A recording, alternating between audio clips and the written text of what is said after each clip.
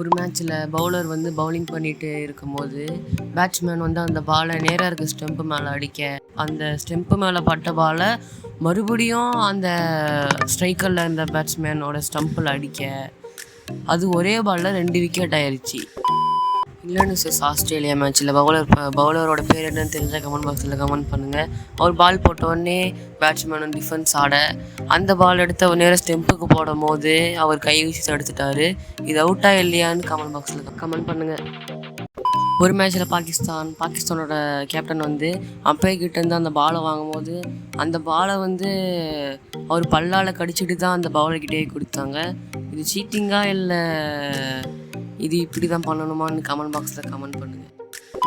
India vs west Indies மேட்ச்சில் நம்ம தோனி வந்து பேக் சைடு திருப்பி அடிக்கும் போது அவர் அந்த 4க்கு போகிற பாலை தடுத்துட்டு தோனியோட மூஞ்சி மேலேயே போகிற மாதிரி ஒரு ஆக்ஷன் கொடுத்தாரு. அதுக்கு தோனி அடுத்த பால்லேயே ரிவெஞ்சு கொடுத்துட்டாரு. என்ன அப்படின்னு நீங்களே பாருங்கள். தோனி கிட்ட அந்த மாதிரிலாம் பண்ண முடியாது அந்த ஃபீல்டரால். ஆனால் உங்களால் இந்த சேனலை சப்ஸ்கிரைப் பண்ண முடியும். மறக்காமல் சப்ஸ்கிரைப் பண்ணிடுங்க.